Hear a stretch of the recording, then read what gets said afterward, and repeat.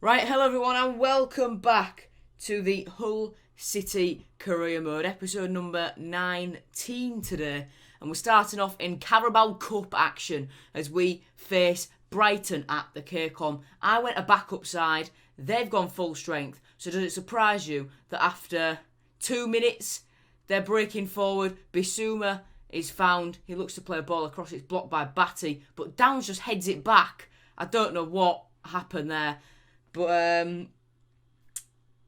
Mitrovic's got another head kick.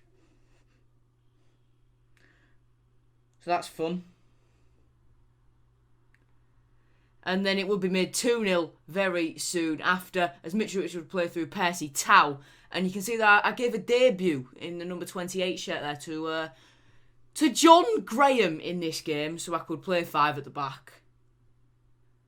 And our 5 at the back was getting breached more easily than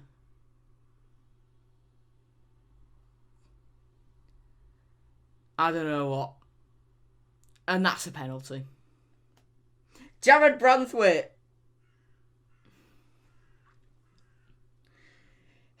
Great. It was a penalty. And Mitrovic scored it. Mitrovic has 2. It's 3 for Brighton inside 20 minutes. And if you thought it could get better from this point, well, we gave the ball away straight from kickoff and that allowed Brighton forward. Bissouma found Alan Kardec. McLaughlin slid, he found Mitrovic. And Alex Palmer was having a torrid time. It's only his second game for the club. Give him a break, will ya? So, it wouldn't get any better either in this first half. As Tau would find Bernardo. Bernardo would give it back to Tau. He'd find Murder. Back out wide to Bernardo on the left-hand side. Up against McLaughlin. He'd absolutely rip into bits before finding Kardec. Then Bissouma would make it 5-0. In only the 37th minute. We were getting absolutely Royal Rumbled. It's embarrassing. And it would be more as Mitrovic would score again. That's his 4th of the game. And Mitrovic gets his hat-trick. Moving on into the second half, we were down and out. And for the first time in this entire game, Antoine Semenyo touches the ball. He cuts past Shane Duffy, comes inside, beats Joel Veltman and scores. But at this point, I couldn't help get the feeling that it was too little too late. And I can tell you right now, it was. We deserve to lose, but it's the Carabao Cup, so don't care. Moving on into league action then for the first time in this episode, we are facing Millwall at the old KCOM Stadium, hoping to bounce back after that just absolute horrendousness that was the Tuesday night. And that happened in the 14th minute. John Dabby Bodvarsson made it 1-0. And then it'd be until the 85th minute we'd have to wait for the next goal to come. And when that's happening, Jiri Scalak selling Nico Williams. I don't exactly expect much. Regardless, Jacob Greasewood turned straight into League One Huke, and that would be 2-0. Over the moon I am with this. Brilliant performance by the boys there. And would we make any additions on deadline day? I can tell you now, no we wouldn't, because we've got no money. We'd have an offer for Josh Emmanuel that we would reject, and heading on forward, halfway through the day, £444 million spent. you can see that nothing happened all day. So spent 11 million, made 7.25 million. The most expensive deal is again involving Man United and a defender. It's Clement Longley joining Man United for 99.5 million. Just round it up to 100, will you? Do us all a favour. Anyway, on the 1st of the month, we would send the scouts out. Our Danish scout, Albert Berthelsen, he's going to stay in England. And then Jackson Horton is going to go up to Scotland. He was in Wales last year. He's heading up to Scotland this year to try and find us some half-decent Scottish talents, from Glasgow and Edinburgh. Moving on. Portsmouth next. Team who not too long ago in real life we beat 4-0. Would we manage to get past them at Fratton Park in this career mode? James Scott would find George Honeyman, and Raggett just was all over the place. Honeyman makes it 1-0 just on the stroke of half-time. Goal time was 43-43. That's brilliant.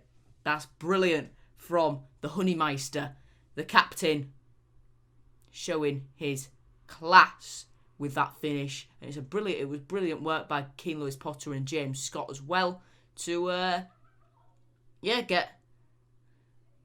get the move built. And Greg Docherty coming forward here, he'd lay it off to Dan Batty. And Batty, he's been one for a finish in this series. He hasn't scored many goals for Hull City in real life, but in this career mode, he has been on fire. Stick a ball at his feet in the 18-yard box, and he hardly ever misses in this career mode. He just never gets into those positions in real life. And if I'm under Grant McCann, he never plays in real life. So that's just made what I said there completely void. And Raggett would continue his horrendous affair with the penalty. And the one-toothed geezer would bring down Antoine Semenyo. Keane Lewis Potter would take the penalty. Bottom right, as always. Beautiful finish by Keane Lewis Potter. Always bottom right, I go with Keano. And it always works. It always works. And Keane Lewis Potter, what a hero. But though, it wouldn't be all sunshine and rainbows. We would get pegged back just a little bit. Cannon would find Curtis, who would make it 3-1 in the 85th minute, and he'd be celebrating with his mates as though they'd just won the league title. You've made it 3-1 in the 86th minute. I don't think you need to all do the old bend down and, ooh, class. Anyway, after the game, we had something about a youth player being unsettled. Lucas Leonard, 58 rated, 18 years old. Cam, 75 to 83 potential. We would promote him, but we can't see his potential yet. And you can see there going into, heading into this next game against Birmingham, we are sitting in the playoff positions. Keane Lewis Potter is the league's top scorer. Jack Byrne has the league's most assists. And the clean sheet master in this league is Lucas Fabianski. But the Birmingham game then, at the KCOM, they would have a little bit of Dan Crowley in there, I do believe. So we'll see. Yes, they do. They've got him there, number 7. Not signed him in this career mode, or Gavin White, because I recorded this before they were signed. Malik Wooks will make it 1-0, then instead of going to celebrate, he just run into the side of the net and then start pointing at something. So, that's it for that. Moving on. Josh Emmanuel gives the ball away to Jeremy Baylor there. He cuts past him. Crowley's a dummy runner. However, he does get used eventually. He crosses it in towards Jeremy Baylor, who puts it in at George Long's near post. Moving on to a free kick we had then. Max Clark receives it from Jack Byrne. Beautiful turn and finish by Max Clark. Brilliant goal for the Hull lad. Brought him back from Vitesse. He said, look, you've been brilliant to me out here in Holland. I've loved every second of it. But I miss home. and home is definitely where the heart is. And when he's scoring goals like that, we'll keep him here forever. And Malik Wilks down the right pulls it back to Keane Lewis Potter. He makes it 3-1 and surely wraps the game up for us. Lovely. Lovely, lovely, lovely. Beautiful little move by Malik Wilks using his pace, and Keane Lewis Potter sticks it in with the goal open. Scott Hogan dinks George Long. It hits the post. Crowley has a scuffle with Burke, but it's Sanchez who eventually puts it in 20 minutes after Lewis Potter made it 3-1. So Keane Lewis Potter again with the decisive goal, but that Max Clark finish, I'm still not over that. I recorded this episode about 2 weeks ago from the time I'm doing this commentary.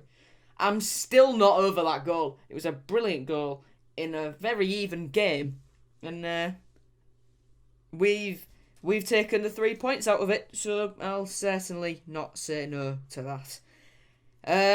So that's the end of this one then, guys. Thank you very much for watching. Make sure you tune in for the next episode, where we have an absolutely storming game against Derby County coming up. Do not miss that. Thank you very much for watching. I'll see you later. Goodbye.